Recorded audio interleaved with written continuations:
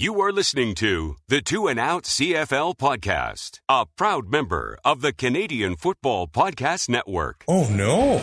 Oh, yeah. Oh, yeah. He beat you by 0.3. Grab some poutine and a double-double. It's time for the Two and Out CFL podcast. He's got it! Oh, baby!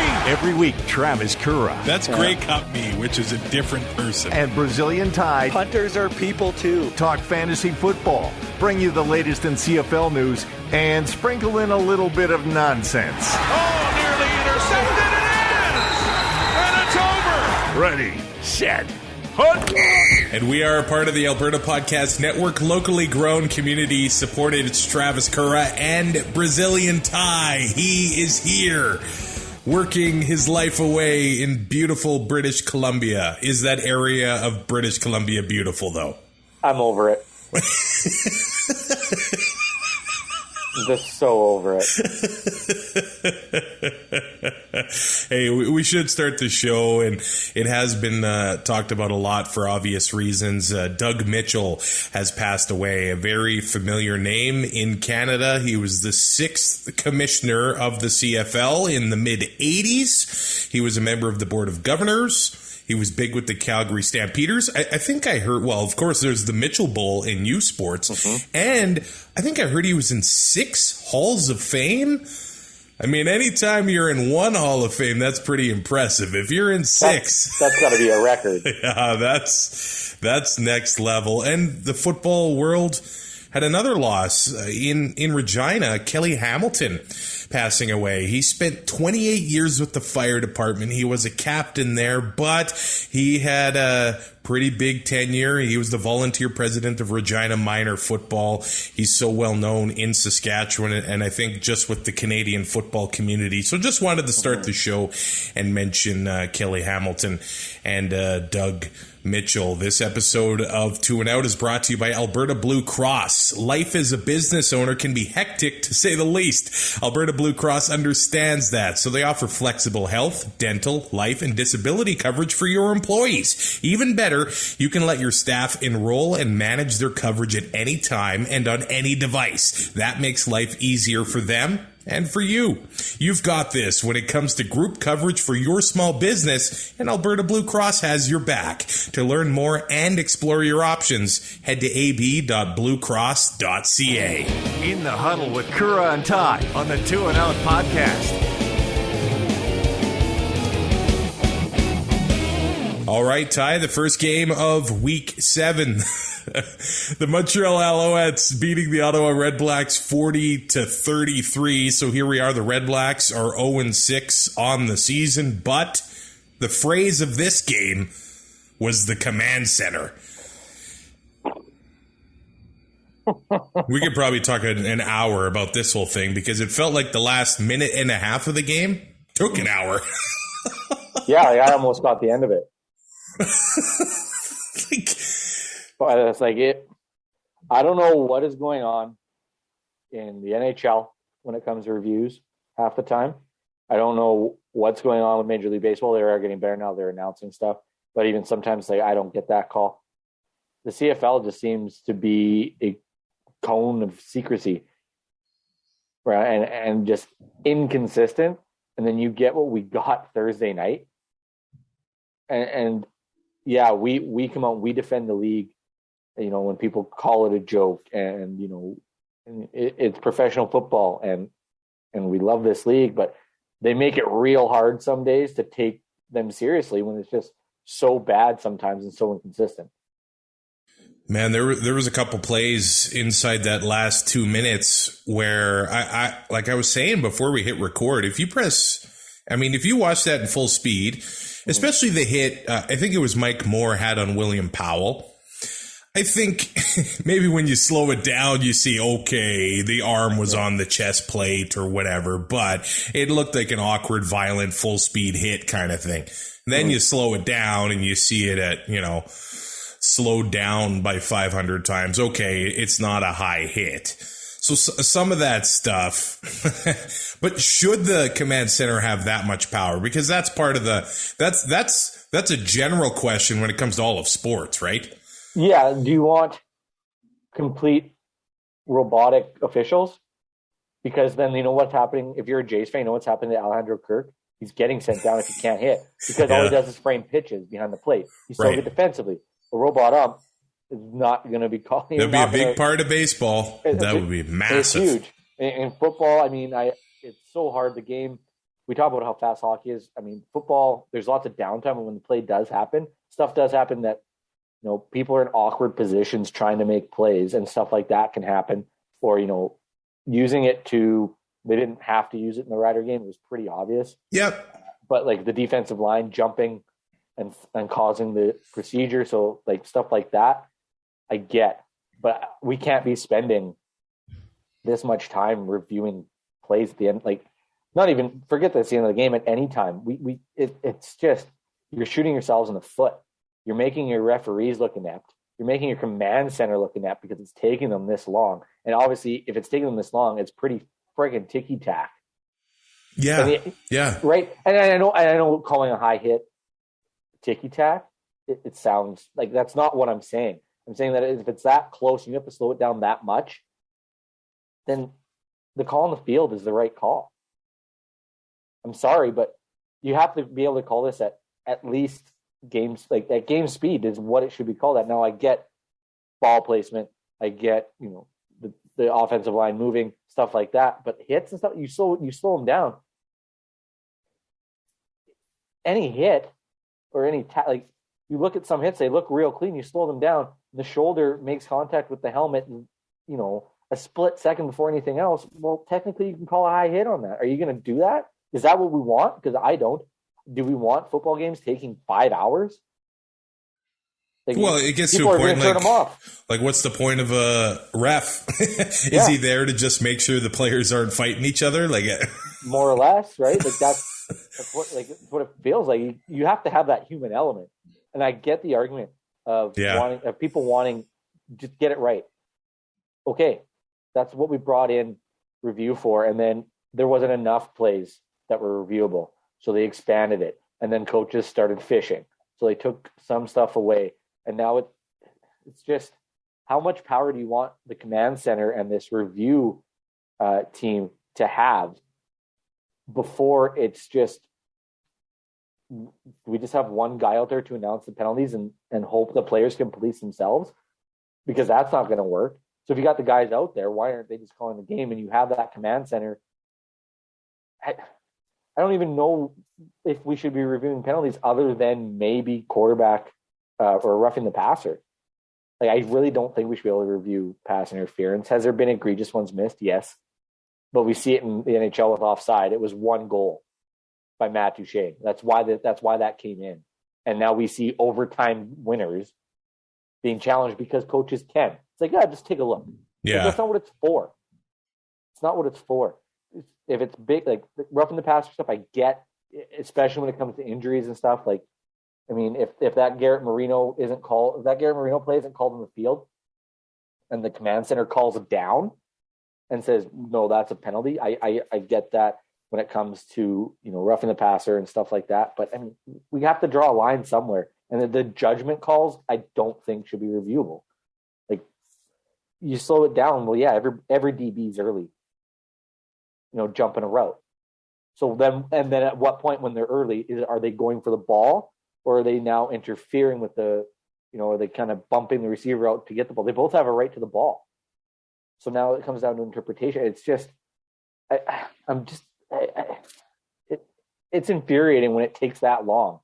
If it takes that long, just scrap it. It's done. Call in the field stands. Move on. At some point, the refs have to have control. And the command center, yeah, for egregious stuff, I get, but it gets a little ridiculous at times. Well, it becomes sometimes they get involved on obvious things, and then sometimes they don't. So what are we doing? Are we all in? Or are we all out? Or sometimes in? Or what? Yeah, the inconsistency too, right? And we talked about it before. Last week, Oakman on Fajardo didn't get called. I completely agreed with it. This week, very similar. very similar kind of same thing happens, and it gets called. I know that in the Ryder situation, there was holding on the offensive lineman. So I guess Oakman was trying to do his best to get to the quarterback, but still, it's grabbing the guy at the knee. So, but it wasn't a forceful blow. Yeah. That's what it says in the rule book. If that's a forceful blow, yeah, we're missing calls on every single play. That's true. I mean, in this one, Montreal did their best to lose. They absolutely did.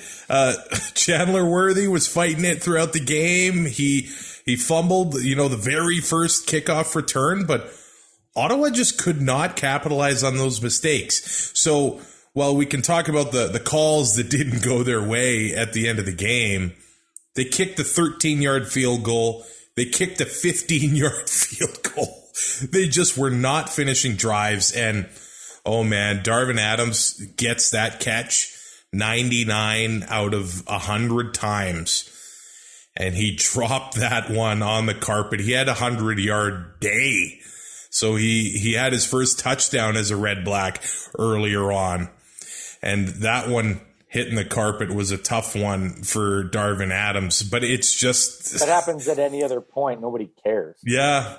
It's just the way that things have gone for the Ottawa RedBlacks. 0-6. Too much pressure on them. Too much pressure.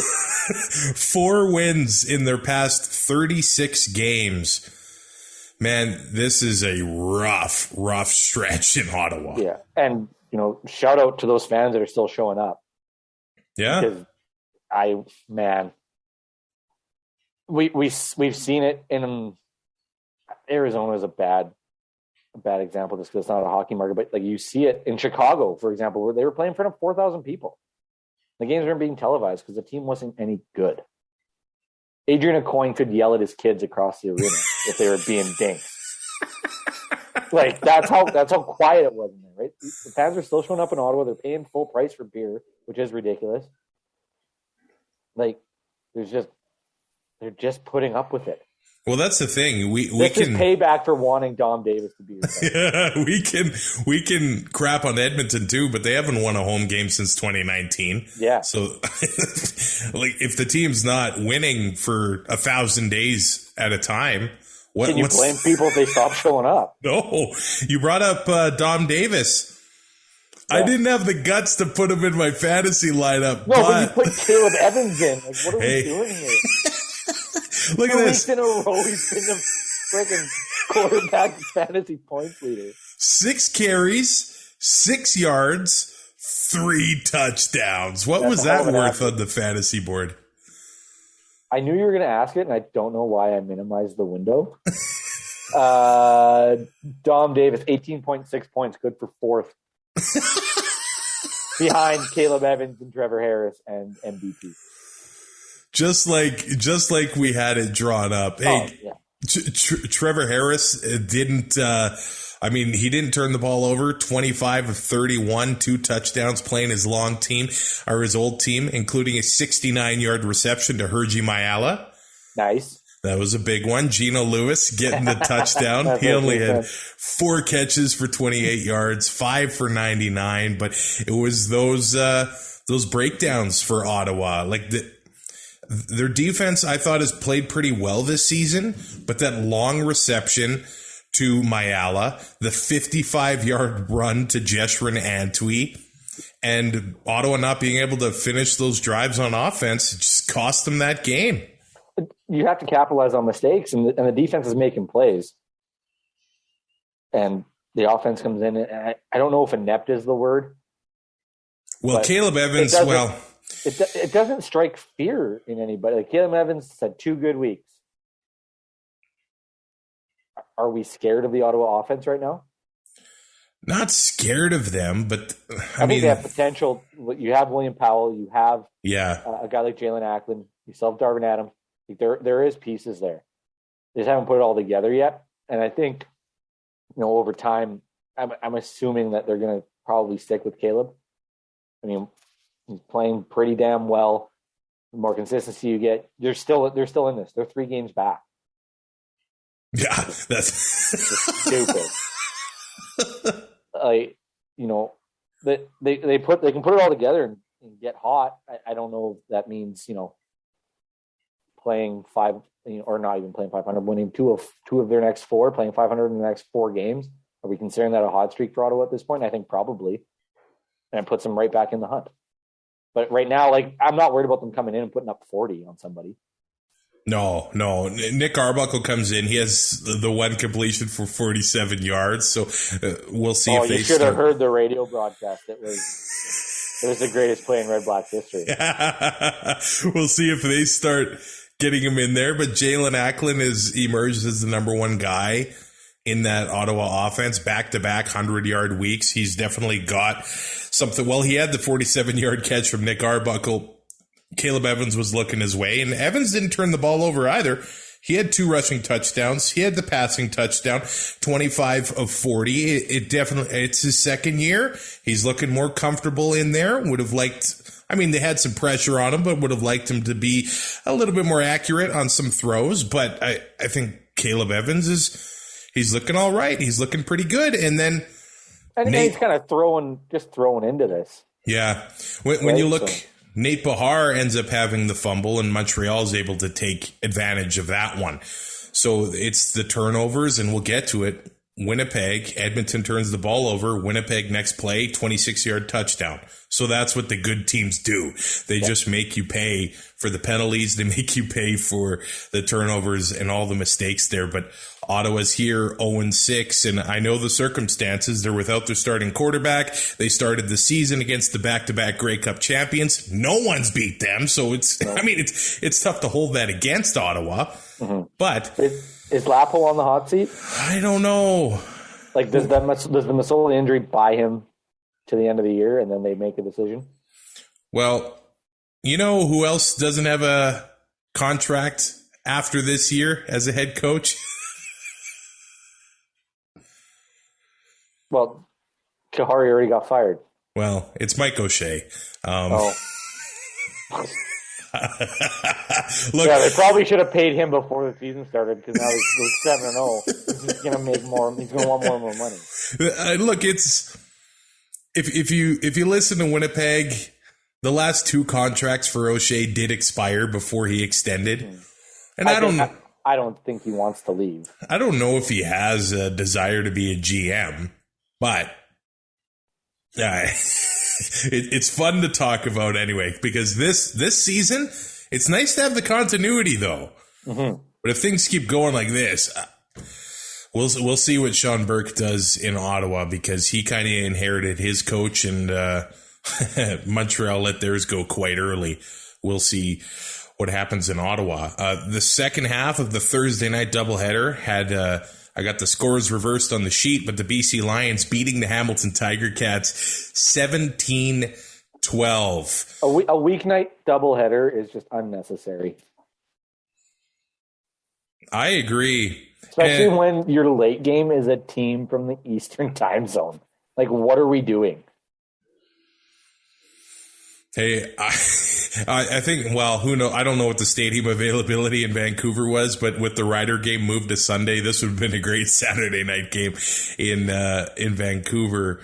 But I was impressed with how Hamilton played overall. They had a short week traveling across the country. I think a lot of people thought they were going to get crushed, but they didn't.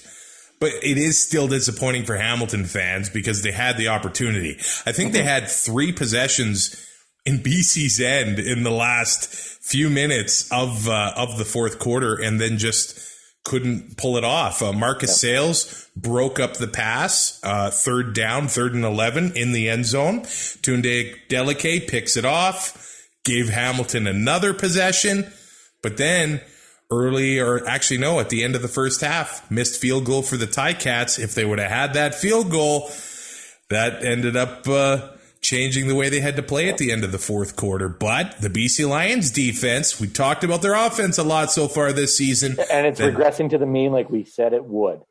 Their defense made the plays here. Yeah. They're turning in, or not turning into, but they're showing us that they're kind of a complete team. They're balanced. Balanced, yes. The first 2-3 weeks, Bork was out of his mind. Nobody was beating them. They're putting up 46, 50 points. you're losing those football games if you're on the other side of that. Yeah. He goes 22 of 30 for 250 yards, turns ball over twice, has 2 touchdowns. That's not an MOC game. That's not an MOP game. It's good enough to win because the defense was able to hold. Yep. Right. And you're going to have nights like that. Like, Rourke's not going to throw for 350 yards and 4 touchdowns every week. It's not going to happen. At some point, he's going to have an off night and the defense stepped up. Lucky Whitehead getting his first touchdown of the season, 8 catches for 111 yards.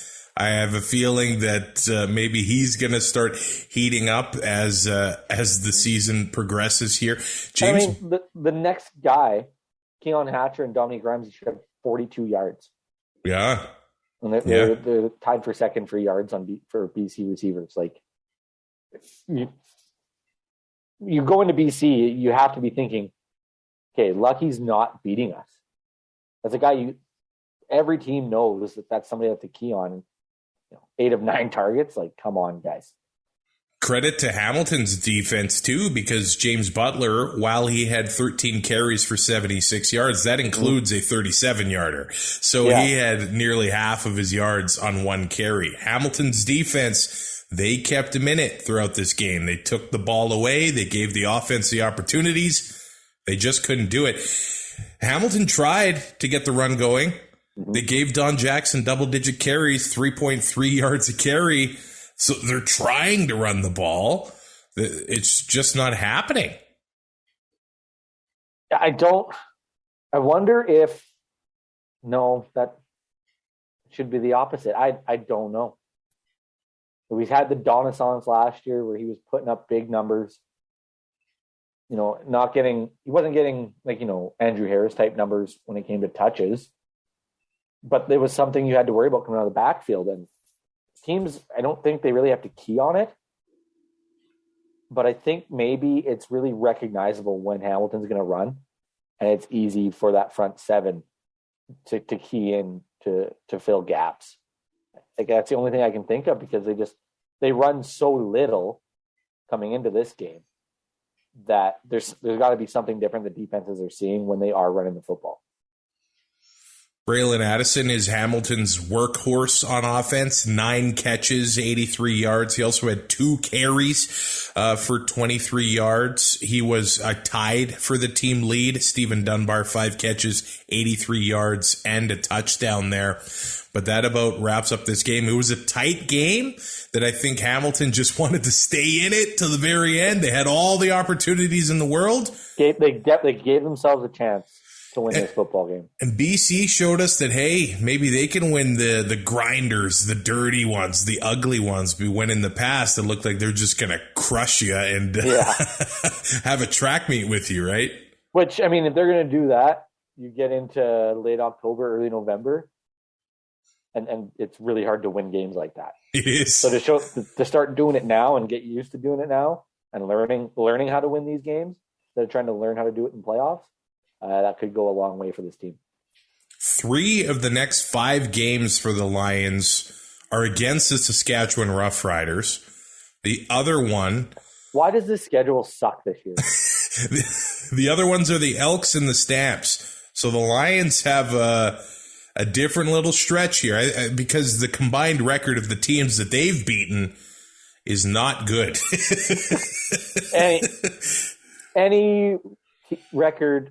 Or any case, so in the West, any team's record against their opponents, or any opponent's record, is not good. It just isn't. This season, oh man, it's beautiful. The CFL's back in all its wackiness. Yeah. The Winnipeg Blue Bombers go into Edmonton, and they win. I want Ottawa to go like somehow 12-6. Go like 6-12 and make it. The Bombers beat Edmonton 24-10, but here's one where if I told you the time of possession in this game, you'd say, what? Winnipeg lost? If I told you Zach Collaros' stat line, 7 for 16, 2 interceptions, 2 touchdowns, 188 yards. And they managed to win, Ty. That one's for you. This game is so bad. The Elks had the ball for 37 minutes and 14 seconds and lost. Yeah. Oh, yeah. When you texted the group chat, I think it was at the end of the third quarter, what the time of possession was. And I'm like, oh, the Elks probably be up by at least 10. And I looked at what the score was, and I'm like, what the hell is happening in Edmonton right now? The Bombers had it for 10 minutes in the fourth. They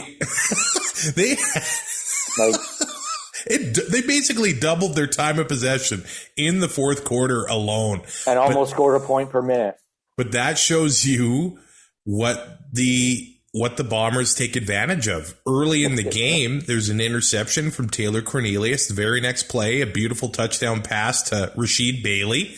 It didn't look like it was very defendable. It was just one of those beautiful passes from Zach Collaros. And then in the fourth, the Elks they had a shot. They were in it. They were moving the ball. They had long drives. And the problem is those long drives ended in field goals. And what's new? Yeah, exactly. The more things change, the more they stay the same. And that sounds like my job in BC. Winnipeg follows that up in the fourth quarter. They had a 15-play drive that ate about 8 or 9 minutes off the clock. 9 minutes and 27 seconds. Yeah. And the drive should have ended, but Mac Henry gets called for contacting the kicker. There ends up being a Ed Gainey pass interference call. There you go. Drew Brown, 2-yard touchdown pass or run. And that was the dagger that really ended the night for Edmonton there and any chances they had of winning the game. 15-play drive aided by 2 penalties. Yeah. Really, I know they weren't leading at the time, but you're shooting yourselves in the foot. I know it's only one drive, and there was a 4-play drive with only 1 penalty, but we saw it too in the Sunday game where discipline came into play there near the end of the game. But when you're playing a team like Winnipeg, any little mistake, you can't throw a fastball down the middle. Can't do it. Duron Carter, yay or nay? As a DB or as a returner? Well, I'm mostly talking DB. I mean, oh man, that Dalton Schoen makes this 40-yard catch, and Duron Carter had every opportunity to get him out of bounds, or somehow make the tackle. It's almost like he's never played DB before. Yeah.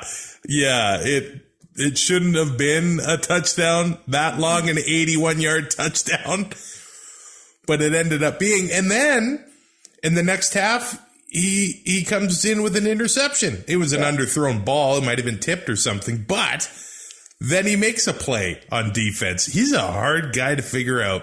Yeah, I don't know. Man, Chris Jones will literally try anything once. Chris Jones likes him. In this case, 3 or 4 times.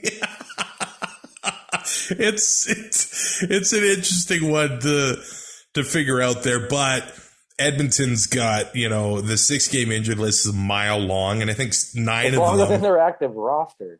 Yeah, and 9 of them could be considered starters. So the injury issues in Edmonton are not helping at all. There was a couple of drops. Kenny the King had an opportunity, a big 50-yarder that kind of went through his hands. It wasn't a double coverage, but it's hard to, when you're getting paid that kind of cash, those plays you got to finish, right? You got to make the easy plays, and you got to make a lot of, those difficult, the extraordinary plays. And he does make those too. Yeah. That's what you're getting paid for, right? Yeah.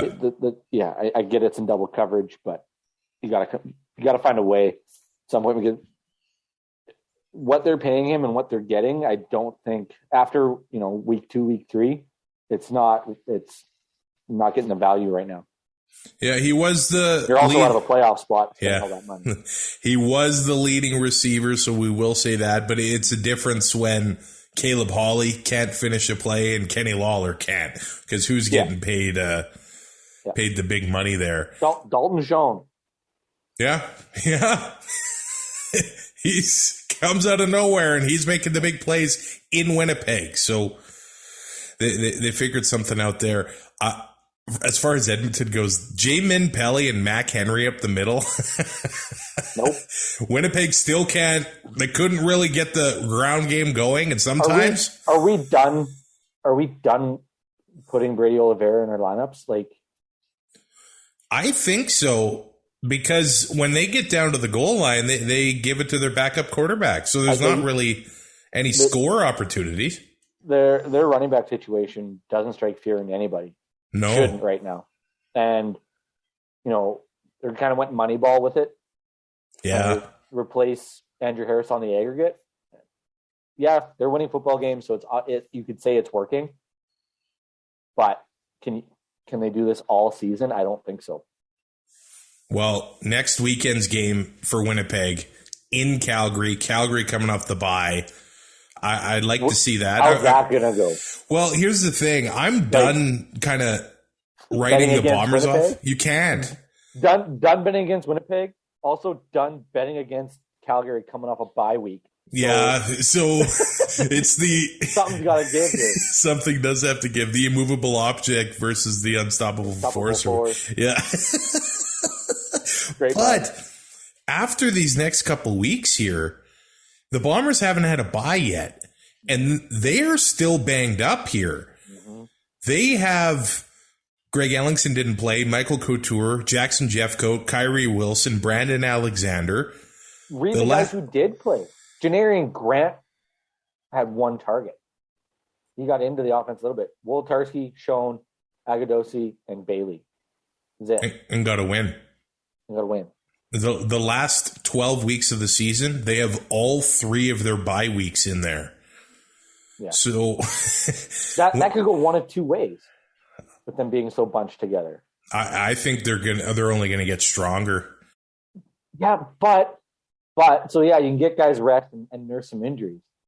But don't you want to come to the end of end of the season kind of in a bit of a rhythm? Absolutely. Right, like we see it all the time. That team with that week 21 bye, and especially if they're hosting a playoff game, they know they're hosting. They got that week 21 bye. Week 20 becomes kind of a bye. Guys are getting rest, and now you're coming in 2 weeks to no games, and that team gets throttled in the semifinal. So if I'm Winnipeg, I'm thinking the fourth last week of the season would be my last bye week. That's what I would want. Yeah, and you can just roll. But with an odd number of teams, somebody's got to have that bye week in the last week of the season too. It sucks that they're all bunched together. We don't have to go far back in history to see the last time Winnipeg beat Edmonton with 7 completed passes in a game. Chris Strevler did it in 2019. Yeah, I was going to say. I vaguely remember that podcast. So apparently it's not that rare. I was. I will say, I shook Victor Cui's hand after the game, and before the game, the atmosphere in the tailgate might have been the best atmosphere I've seen in Edmonton. It's like they have no idea what's actually going to happen when their team takes the field. They're just happy to be out of the house.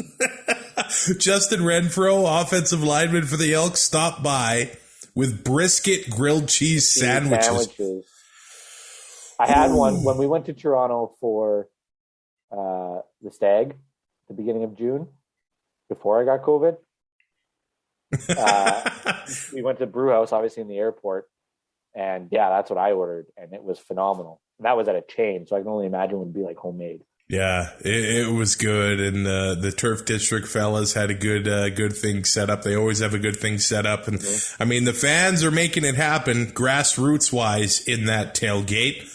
The team just needs to help them out a little bit with some wins and bring that atmosphere more inside the stadium. Yeah, and I think the wins are coming. They will. It's going to be growing pains. We know what this is. It's kind of a half rebuild, half retooling. I mean, Chris Jones is going to find the guys, and this will turn around. I don't know if it's next week, but I don't see them being this futile the entire season. I just don't see it. They are on bye now, so maybe an opportunity for some guys to get healthy and back on the field as well. Or cut, yeah, or traded, or whatever. Stashed on the PR. The last game of Week 7, when we recorded on Wednesday with Adam from Canadian Football Countdown, I wasn't sure the game's going to happen. Ended up only being postponed by 1 day. 31-21, the Argos beat the Riders. Not surprising that the Argos won, considering the circumstances. Lots of players with COVID on the Riders, and then Cody Fajardo not playing. Dake Dolegala getting his first CFL start.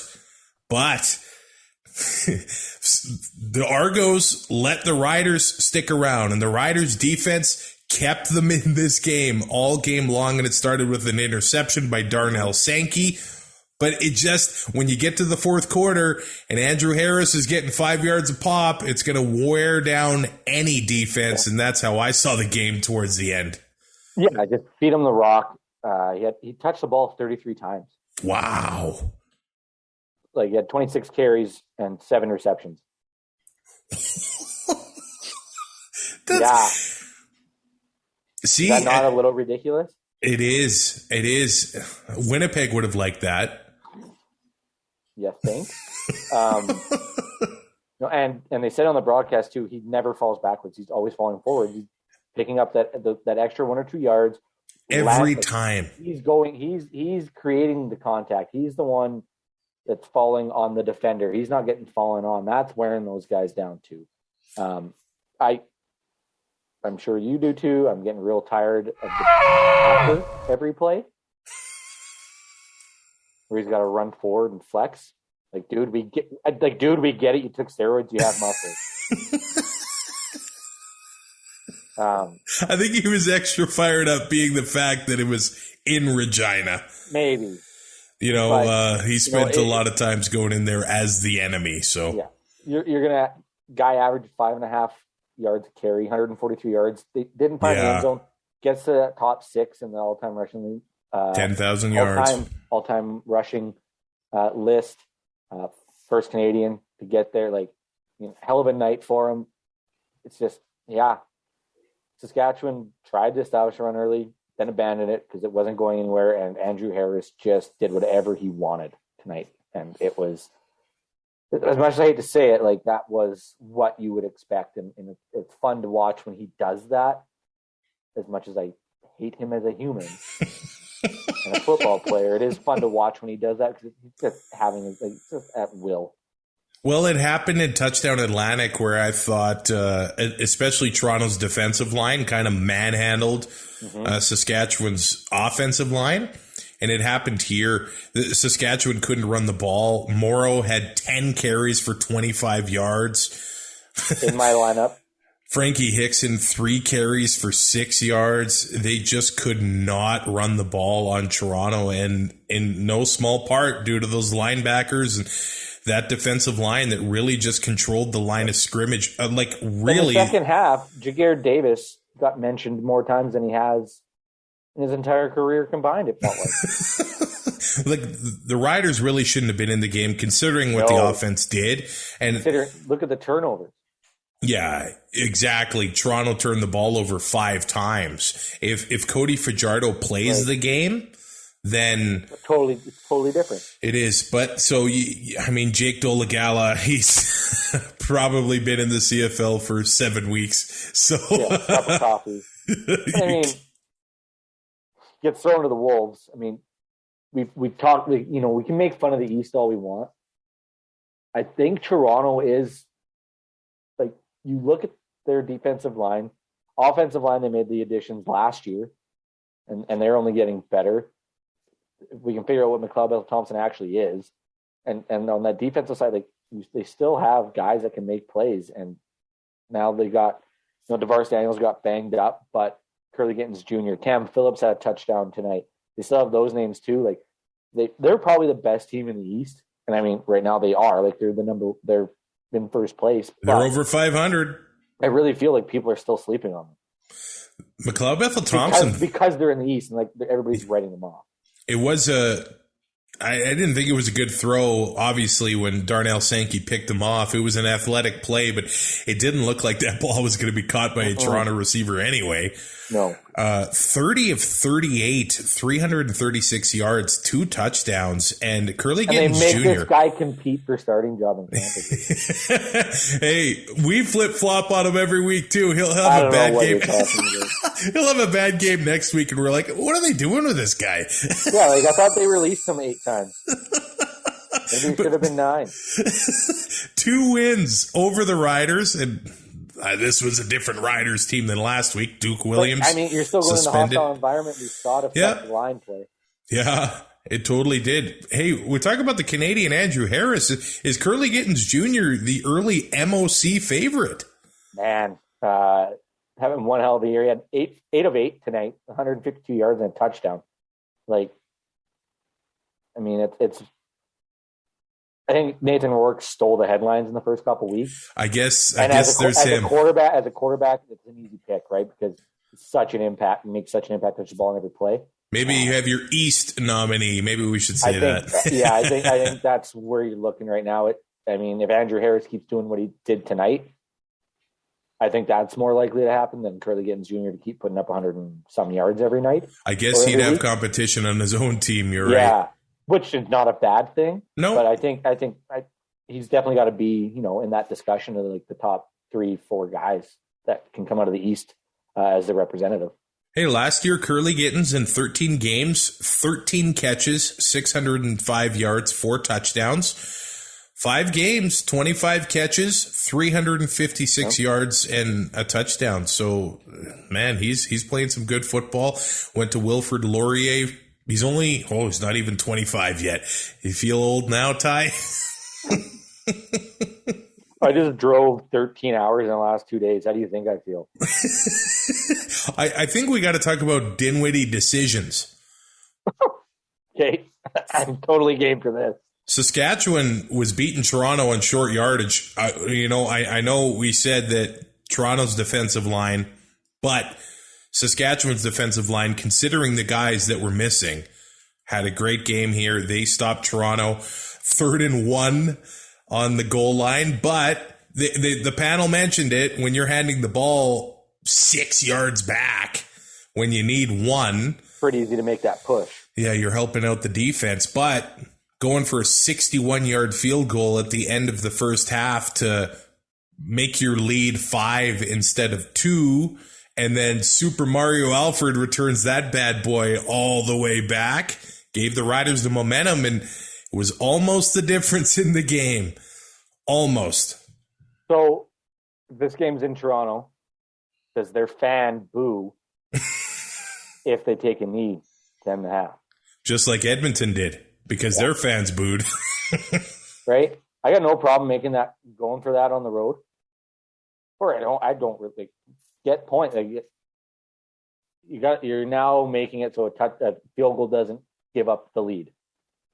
That being said, you have to look at who you have on the field. Like, you might want to put some different guys out there. And who's back there returning it? Yep. Yeah. And they asked Ryan about that in the post game. He's like, we were trying to get some points.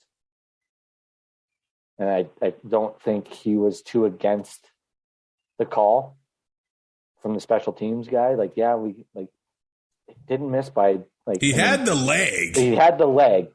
But I mean, from that distance, you're looking at this like the target you're looking at is so small. On Madden, I don't do that, but that's not the only like that decision. I wouldn't call it terrible. I think the outcome bit him in the ass. I think it's questionable at best. Like, I mean, I'm not going to fault a guy wanting to get points, especially to end a half. But I mean, he made some interesting decisions after.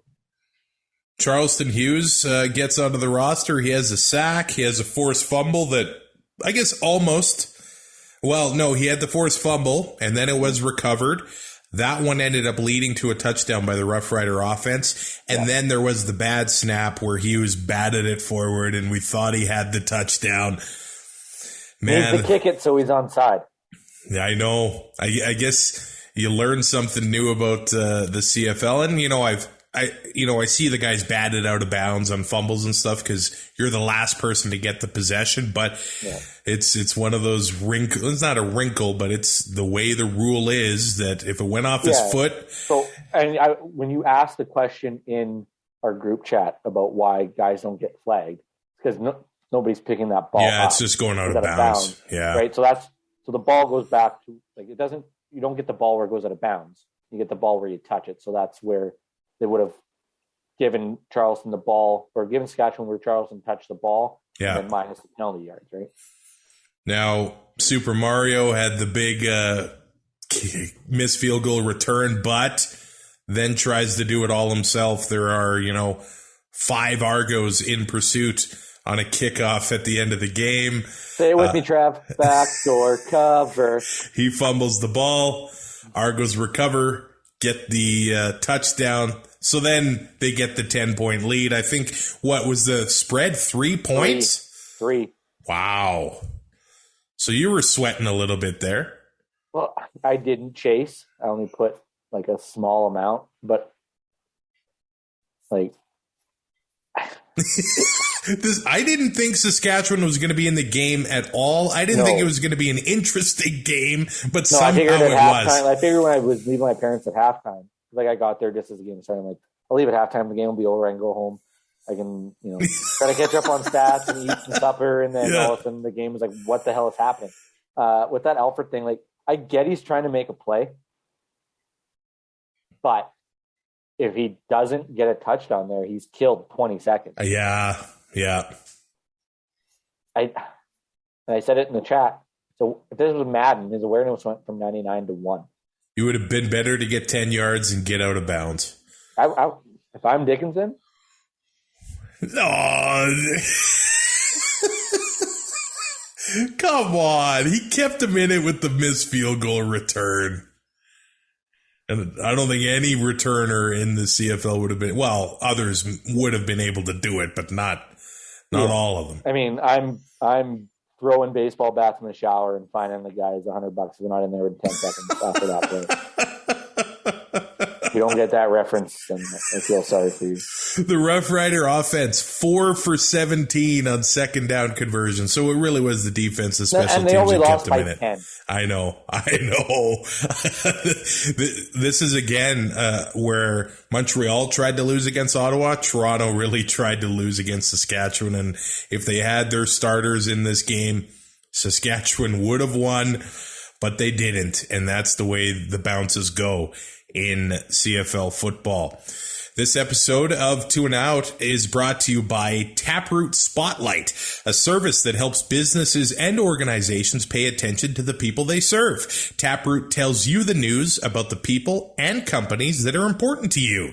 Use that information internally to keep everyone on the same page, or share it with the world in your newsletter, on your website, and on your social media channels. Paying attention pays dividends. Find out more at taprootpublishing.ca/spotlight. That's taprootpublishing.ca/spotlight. All right, let's talk about fantasy here. The CFL Podcast Fantasy League. We both had wins, right? I was over Oz. You lost? Oh, yeah. After I beat Mike on Friday night, I'm like, oh, rough week for Super Pen Mike. He's like, oh, you don't even know, like all around. And then, he beat me by like 2 points tonight. Oh, no. Oh, yeah. Oh, yeah. He beat you by 0.3.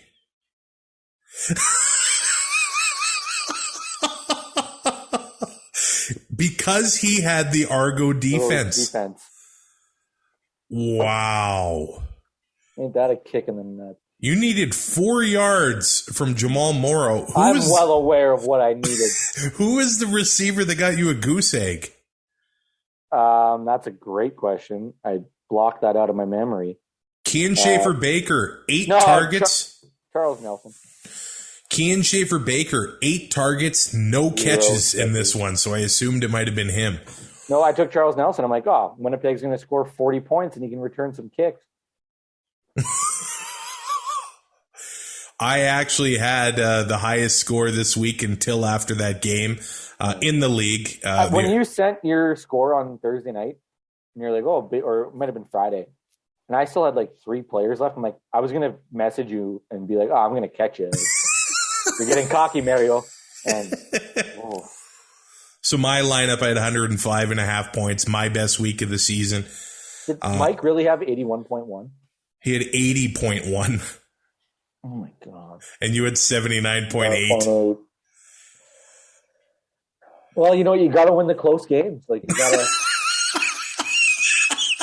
If you can't do them now, if you can't win the close ones now, you're not going to win close ones in the playoffs. So maybe I should just miss the playoffs.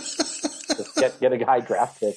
My Caleb Evans had me 33.1. William Powell had 8.9. Malik Irons, 6.1. Jalen Acklin, 18.3. Dalton Schoen, 24.6. Tim White, 10.5. And the RedBlacks, 4 points. Hey, despite Montreal putting up 40, I was happy they had a positive night anyway. Hey, Walter Fletcher. Ty's still just so shocked by this. Are we aware we've been pronouncing David Cote's first name wrong this entire time? How do you say it? David. Oh, that. Yeah, that's how the radio guys do it. And I'm like, that sounds made up. That's news to me too. Yeah, I don't know if I can do it. Who are the other top performers in fantasy? Well, I can tell you they're not on my roster, but except for one. Caleb Evans obviously led the week. He's going to be the fantasy hero the rest of the way, isn't he? Yeah, this is ridiculous. 33.1. Trevor Harris, 22. McLeod Bethel-Thompson, 21.1. Dom Davis, 18.6. And Dane Evans outscored Nathan Rourke, 16.3 to 14.8. Wow. Running back-wise, Andrew Harris kind of ran away with it, pun intended. 25.8. James Butler, 14.4 in second place. And then William Powell, Jamal Morrow, and Joshua Nantry were all from 8.9 to 7.9. And running back is like just proving like don't spend that much money on it. And we talked about Brady Oliveira. Is like you don't want to put him in 6.2. He was 5th or 6th. Sorry. Wow.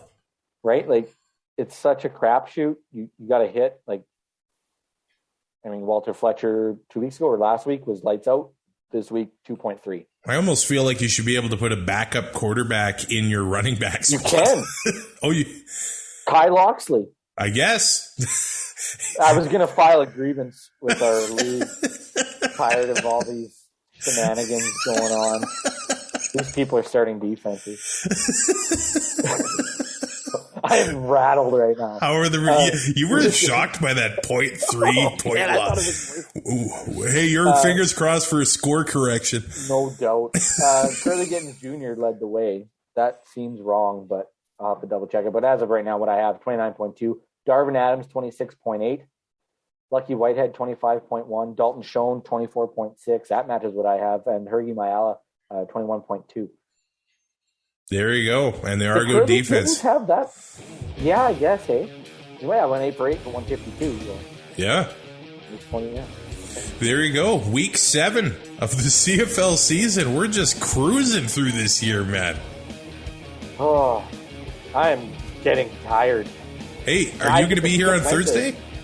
Yeah. As long as we're done before we go roping, I'll. Okay, buddy, I appreciate that. 2 shows in a row for 3. Ty. Or we? Oh no, we don't have to record after a weekend. This is the greatest day of my life. Flash the worst. Rate, review, and subscribe to Two and Out on your favorite podcatcher. We'll talk to you again on Thursday. Thanks for listening. Find more great shows like this at CF Pod Network on Twitter.